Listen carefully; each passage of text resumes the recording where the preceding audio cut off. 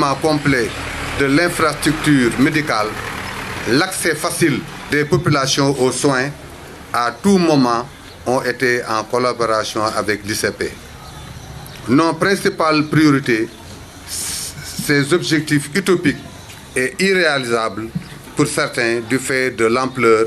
et de la difficulté de la mission qui nous a été confiée par les populations, sont aujourd'hui largement atteints. En effet, après 5 ans à la tête du comité de santé, en collaboration avec l'ICP, Mme Elisabeth Mbodj, son équipe technique, c'est-à-dire les ASC, les Badjonogor, les relais, les matrones, sages-femmes, à qui nous rendons un vibrant hommage par son professionnalisme, son dévouement au service des populations. 75% du plan d'action, je peux même dire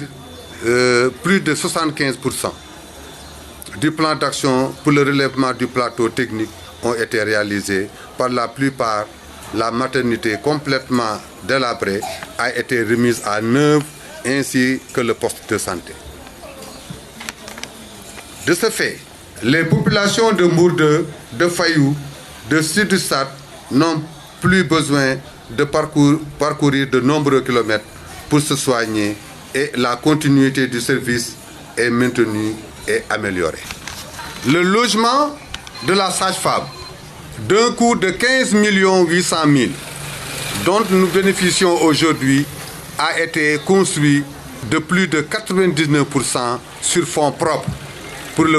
par le comité de santé et pour le reste, l'appui du maire Talla Sylla,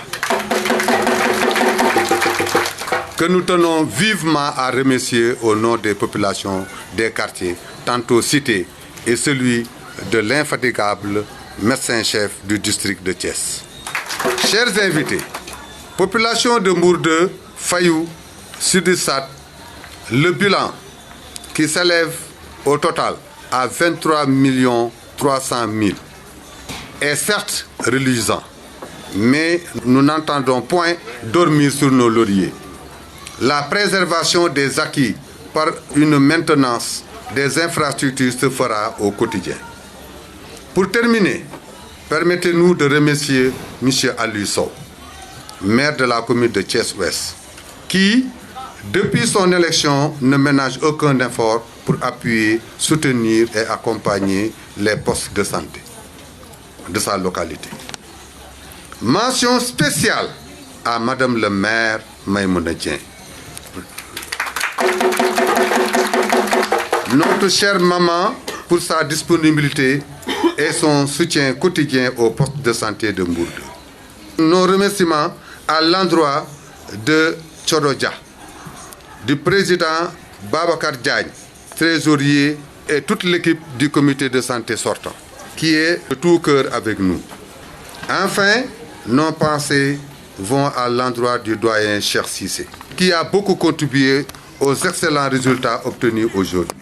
Merci de votre attention. Donc, man bi may jël service, maa ngi ko jël le 7 mai 2007.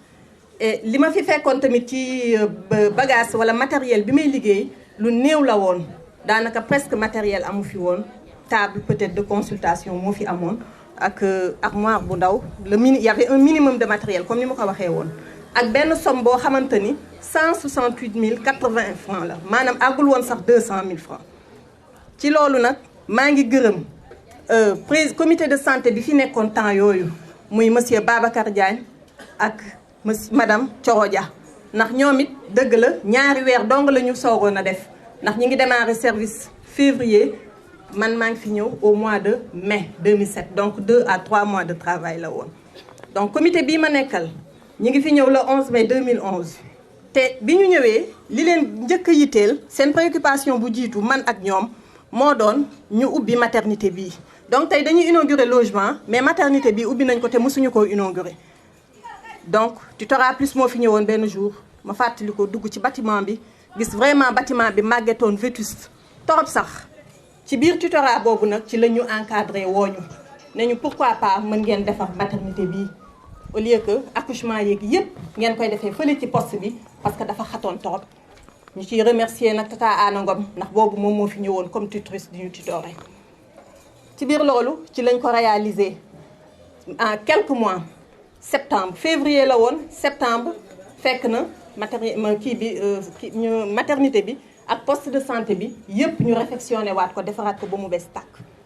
ñu dawalaat ba seen premier mandat jeex ba deuxième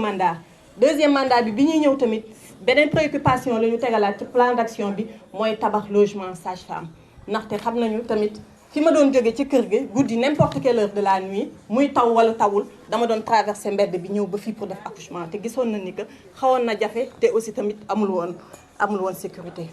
donc ñu ne suñu première préoccupation moo doon loolu ñu ubbi maternité bi donc ci loolu la ñu jóg nekk ci waaye nag am na ñu jàppale ndax boobu madame le maire doté woon nañu de quelques matériels pour ñu mën a yu mu doté woon ci commune d'arrondissement Thiès Ouest au poste de santé ci la ñu amoon aspirateur groupe électrogène ak ay lal. am na tamit ku dëkk ci quartier bi ku baax ñu di ko wax Mamadou Sall moom tamit yónnee ñu ay lal yoo xamante ni États-Unis la jóge envoyé ju ko ñu koy gërëm bu baax di gërëm waa këram. may remercier nag sama sage-femme bii di madame Oudiane ku nekk dégg na li ma ci wax madame Oudiane mandu na madame Oudiane mënuma ko wax vraiment su may wax lu bëri ci moom damay jooy parce que musuma fàttaliku fu mu waxee ma wax musul am xëy na sax parfois ma dépassé ko parce que moo ma mag fuuf mais musuma fàttaliku fu mu nekkee dans un état boo xam ni nervosité la wala dara la patiente na dal na mën na accueillir nit mën na naxanteeg nit mën na naxanteeg malade vraiment lu ma mën a wax ci moom dama koy xeeb mënuma wax lépp ci moom surtout sa discrétion ak humble sama relais yi may liggéeyal sama ASC yi ci poste de santé bi sama matrone yi ñooñu damaa bëgg ngeen tàccul ma leen ak bàjjenu gox parce que ñooñu bu dul woon ñoom du ma dem fenn parce que population bi ñoom la ñu xam ñoom ñooy dugg ci biir koñ yi ñoom ñooy dugg ci biir kër yi di génnee nit ñi naan leen lii am na vaccination prestation bu fi réussir tey ngir yàlla ak ñoom la ñoom ñoo tax matrone yi nag ak ASC yi mënuma leen gërëm parce que ICP donc bu toogee ci poste de santé am di consulter kese te gisul ku ko jëlal température gisul ku ko jaayal ticket gisul ku ko jaayal garab gisul su fekkee ni génn na am na ku ko remplacer bu boobaa dafay métti.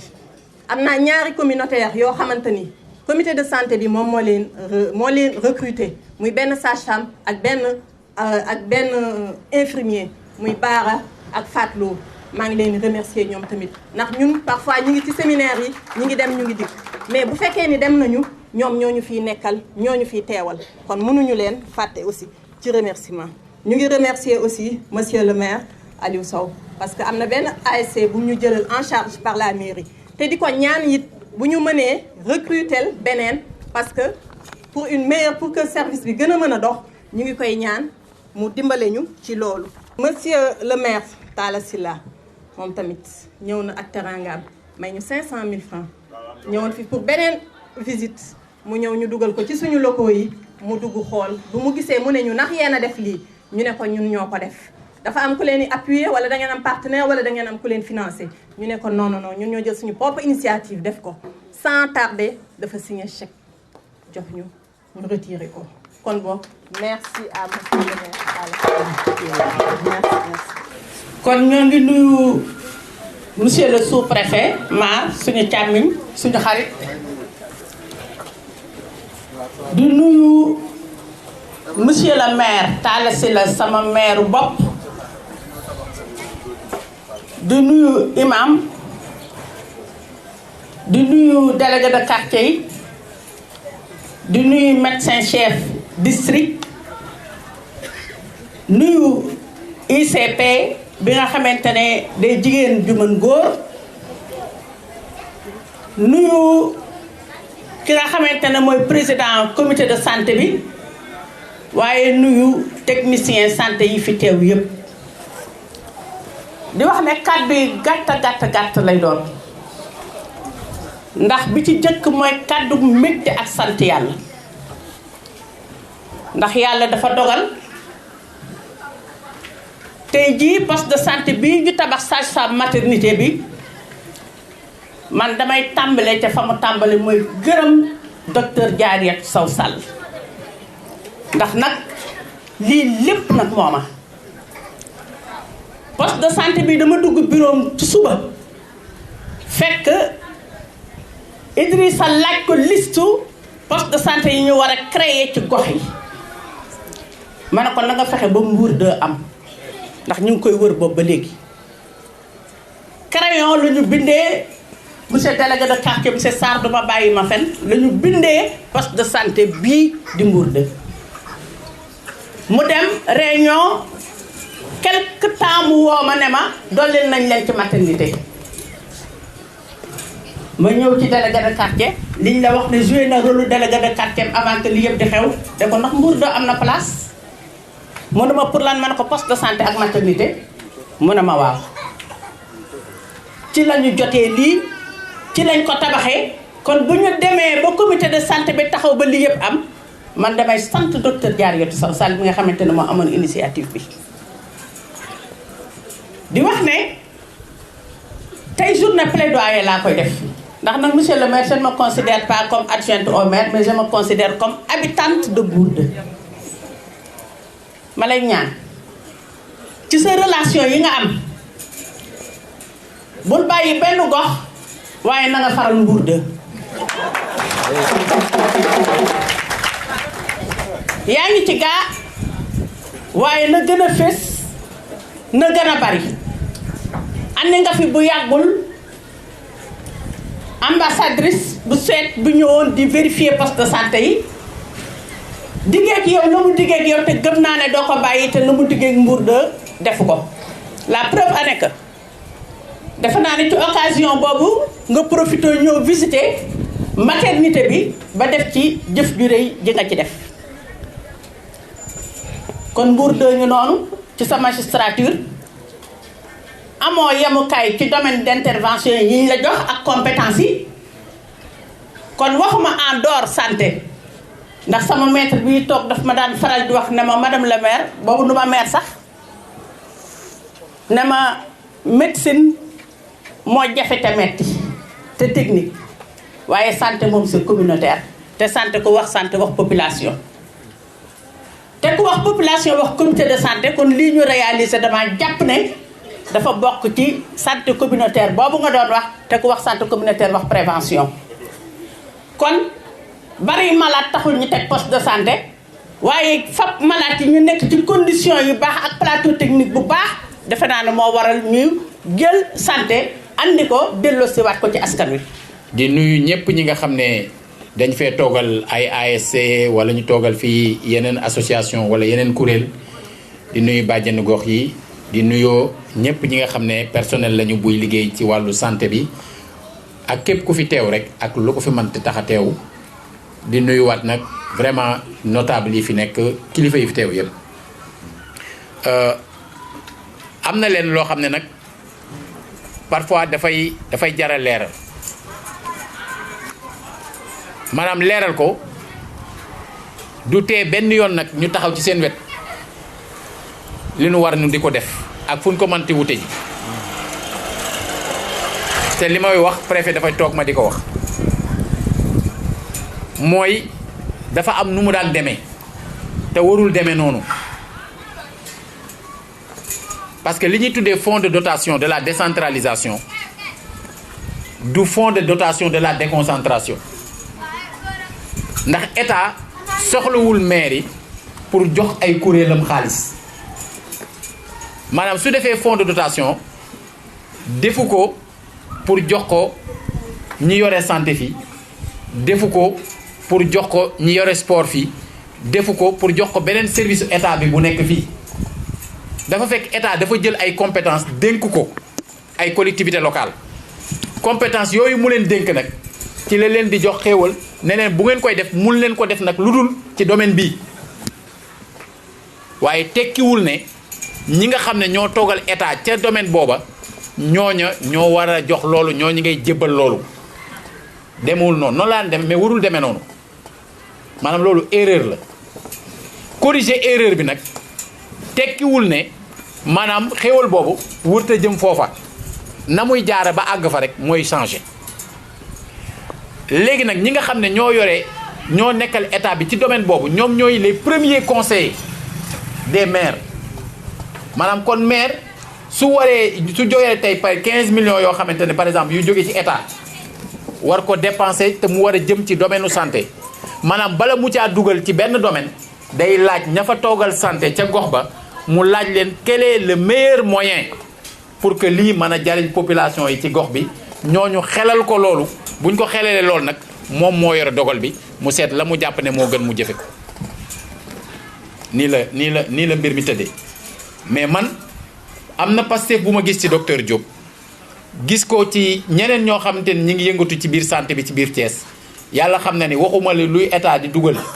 ci biir Thiès ci wàllu fonds de dotation mais feneen foo xamante ne mën naa faa lijjantee lenn pour ñëw yokk seen kàttan incha allah jël fa moom xam na ne am nañ benn projet bu ñu am ak moom ci Canada loo xam ne bu suñu borom dimbali woon ñu ba loolu rot si fii dana am kenn ku ci nekk dañ ko yëg yàlla na ko suñu borom mott lii daal mooy li nga xamante ni bëggoon naa leen ko wax di leen wax ne yàlla boole nañu ñu bokk ci benn dëkkandoo ci benn gox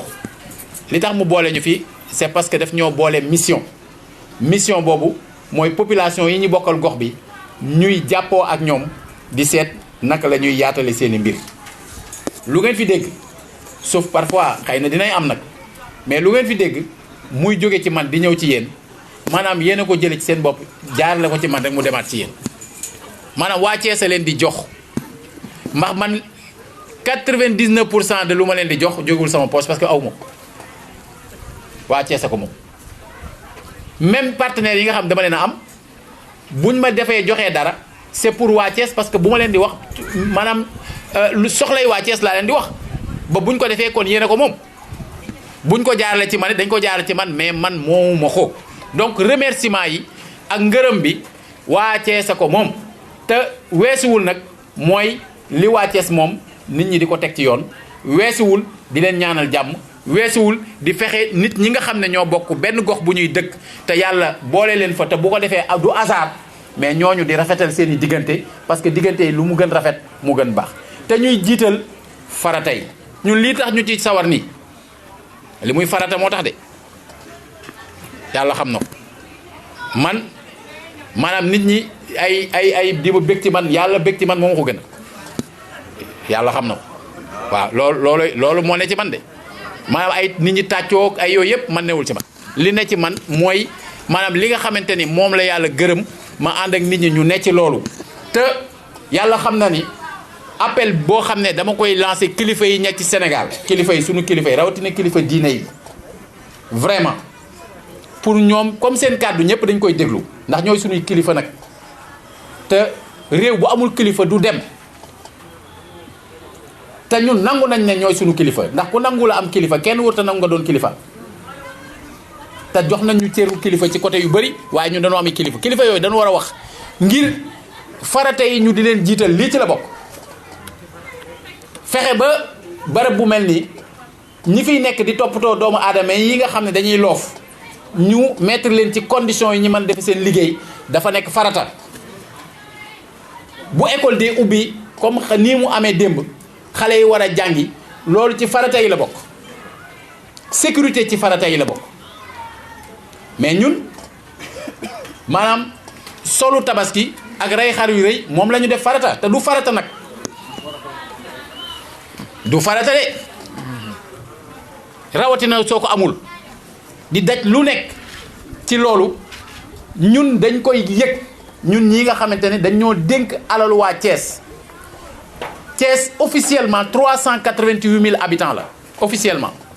te yéen leer na leen mat na 500 000 muy genn wàllu million tey soo jëlee ci mairie bi 40 millions nga war a jóg di ko séddale pour tabaski maanaam boo ci joxee ku ne 20 000 mu xam nga dina ko xeeb déjà te 2000 personnes lay yem 2000 mu mat 40 millions donc kon 498 000 Thiès waa joxuloo leen mu mel ne defoo dara te ñi nga defal sax xeeb nañ li nga leen defal te génn nga 40 millions mais 40 millions yooyu yan farata la mën a faj yu mel ne yii ñuy toppatoo nii imagine tey jii poste de santé yi nekk ci dëkk bu ci nekk da nga fa dugal lu ëpp million mu am fu muy mën a feeñe nit ñi tey li ñu dugaloon ci tabaski yëpp raas na kenn xamatul fu mu feeñ ña ngi ko defaloon daaw ak daaw jéeg am na ñoo xam ne boo leen ko defalul déwén ñu mere la te fekk amuloo ko waaw man du ma la wax lu ma lijjantee joxe ko du maire joxuñu de parce que ñun dañu koo tere léegi sax joxe ñun dañu ko sax tere ñun ay communes yi ñoo yore loolu mais teewul comme nit ñi dañu ko yaakaare ñu koy lijjanti di joxe man damaa joxe man reyu ma xar xam nga su ma la waxee doo ko gëm te loolu am ñi ma jege xam nañu man reyu ma xar waaye te joxe naa ay millions est-ce que ñooñu ma ko jox dinañ dem àjjana njëkk ma fa bu ñu ma fa njëkkee dañ ma faa njëkk a dem te ñaanalu ma leen ko mais nañu seet liy farata loolu aussi bu ñu amee occasion yu mel nii ci la ñu mën a waxan ci dëgg da ngay gis nit mere la ndax yu mel noonu te lii moo war a tax nit mer nit feebar nga war ko toppatoo te toppatoo ko looloo war a tax nit mer nit ki day feebar fii taxaw kenn du ko toppatoo bu ñu dëj bi amee ñu lijjanti nag yi mais c'est ça loolu du farata dañu yooyu la ñu war a wax c'est-à-dire Sénégal foofu mooy problème bu sérieux bi c'est-à-dire problème mu santé loolu la waaw bu xawaare bi di koy gars yi ñëw yi teb bi nangam yebbi nit ñi dem màkka ñëw ñuy def ay yebbi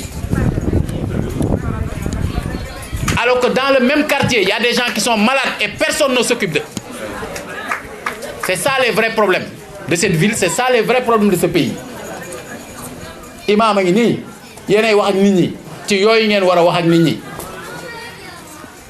bu ko defee soxna yi nga xam ne ñoo ne ci kër yi te madame la maire na ñoo ko yor te ñu yor ko nag parce que yàllaa leen ko dénk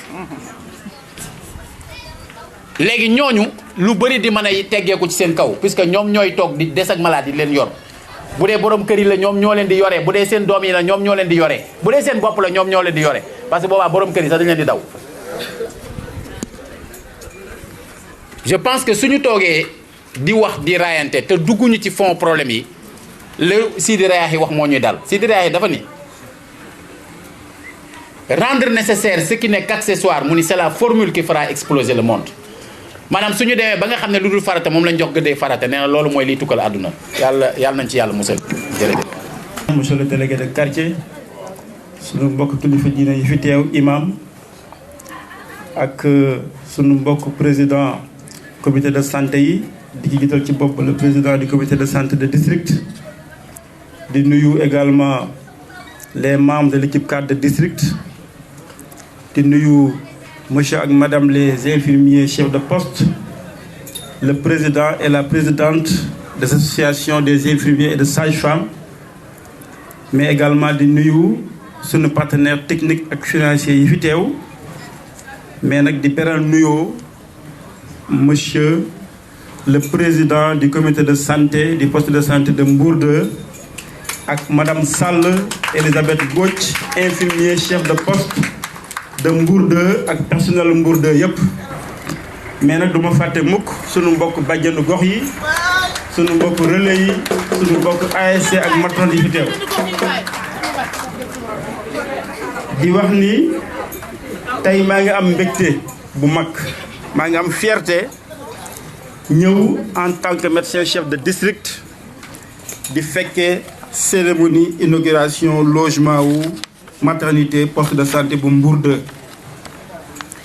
di wax ni préfet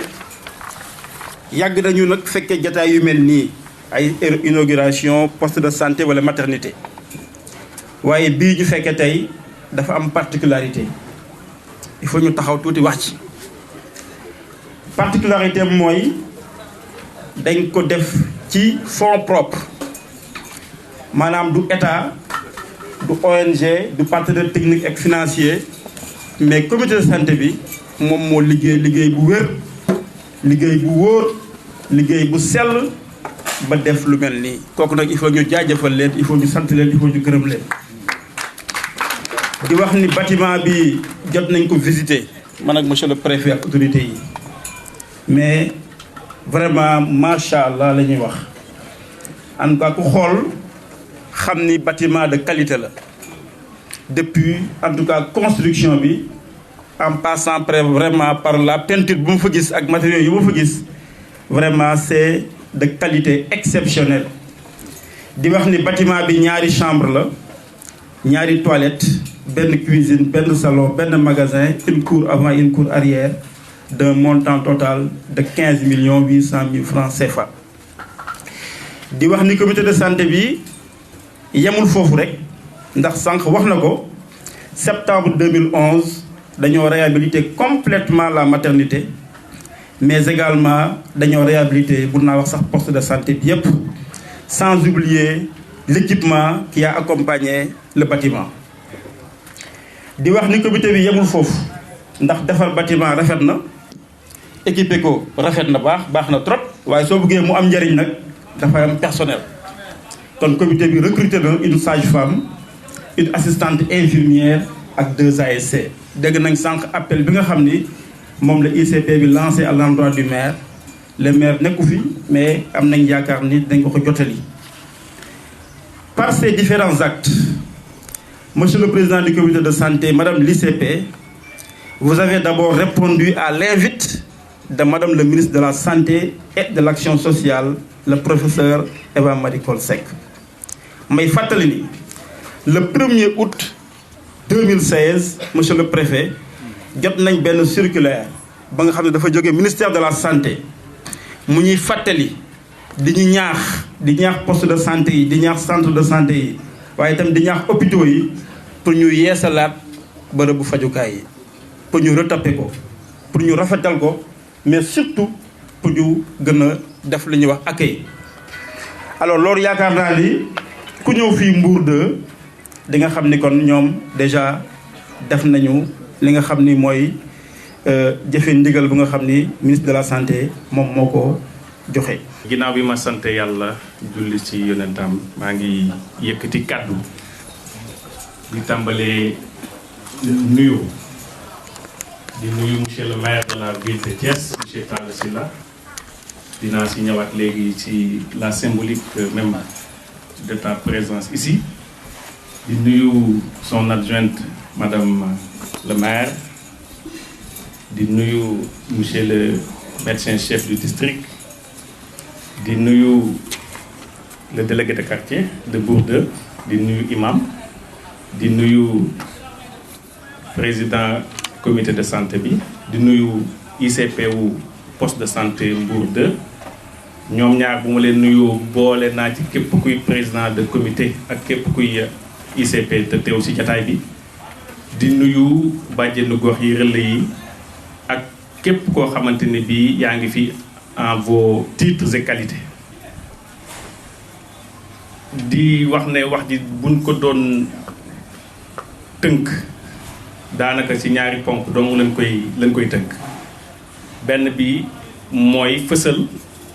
yëg-yëg bi ñu am ci li nga xamante ne bii mooy réalisation bi am solo bi mujjee ko ak aussi ay remerciements. mais laata boobu dama bëgg ñëw ci monsieur le maire de la ville de Thiès, monsieur Talla Sylla. xëj na am na ñoo xamante ni bii bu ñu gisee moom mu teew fi ci inauguration logement sage-femme mu poste de santé dina leen xaw a jaaxal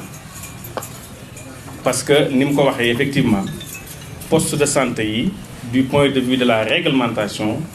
ci gestion wu mairie des communes la ko loi bi jox. mais dafa am loo xamante ne bii maanaam dañ ci war a jàngee ci moom jëfam parce que xam nga mbir buñ ko tënkee surtout texte de loi dafa am lu ñuy wax la lettre am l'esprit. bu ñu tënkoo ci lettre kese amaana fii ba mandaam di jeex Talla du mës a jëf ci poste de santé mais moom wax na ko moom esprit loi bi moom moo ko yitteel te effectivement il a parfaitement raison et il a magnifiquement justifié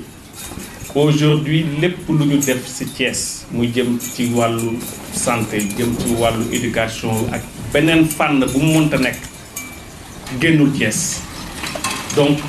moom en tant que maire de la ville bu ci indi son appui au maire de la commune man en tant que représentant de l'État dama koy rafet vraiment monsieur le maire toutes mes félicitations mais bettuma parce que yàgg nañ toog jataay man ak yow dégg naa ci say wax loo xamante ni bii dafay ñëw tout le temps maanaam gox bu bëggee jëm kanam dafay fonk ñett wax nga ko sànq bu ci jiitu mooy wér-gu-yaram boo wéree ba pare na nga jàng boo jàngee ba pare na nga am maanaam sécurité yaakaar naa bi ma koy njëkk dégg ci yow fële la woon ci résidence Lat Dior bi te boobu laa ko jàpp ma xam ne voilà les 3 dominantes yoo xamante ne bii bu ci askan saxoo bu ci ay njiit saxoo seen askan dina mën a jëm kanam donc je vous remercie par rapport à ça. leneen lii mooy lii nga xamante ni bii def nañ ko fi te nga xamante ni bii du lu ndaw nag lu tax du lu ndaw réalisation bi koppar yamu laaj ba ngeen def ko du lu yomb il y a des communes dans ce Sénégal-là qui peinent à faire des réalisations de ce type boo duggee ci intérieur pays bi donc bu ñu ko ramener à une dimension de comité de santé mu def ay effort am ba réaliser lii wax dëgg yàlla gàcce ngalaama yéen te nit ñi dañuy faral di wax ne comité de santé bu defee lii ñun ñi xam lan mooy rôle comité de santé dañuy jàpp ne la mu war la ko war dong la def te ñun Sénégal dañuy jàpp ne ku def la la war jarul sax ñu lay gërëm jarul sax ñu lay wax gàcce ngalaama mais dafa am benn góor bu am xam-xam mu ne ma déedéet loolu d'accord mu ci mu ne ka def la ko war sant ko gërëm ko ndax am na ku nekk ca wet ga xam la ko war te defu ko donc lii ngeen def nii man je mesure pleinement l'importance de ce que vous venez de réaliser te lii docteur wax na ko dama koy dëggal bu mënee nekk dal ak jàmm dong moo tax ngeen mën a réaliser lii te dal ak jàmm séentu wuñ ko lu dul ci diggante le comité de santé et l'ICP. Moi je connais personnellement le docteur Moustapha Diop wax na sànq ne am na yéene maanaam centre de santé bee mu jiite mu nekk hôpital de niveau 1 est-ce que xam ngeen ne bu nekk hôpital de niveau 1 moom daf fay jóge donc ku nekk ci béréb mu ngi mel ni maire Talla Sylla nekk ci béréb am yéene béréb bi yokk ba moom mu mën faa jóge yaakaar naa ne kooku ku amul yéene doo def loolu donc moom on peut considérer que ne lépp lu jëm ci lu baax yéene na ko maanaam secteur u santé wu Thiès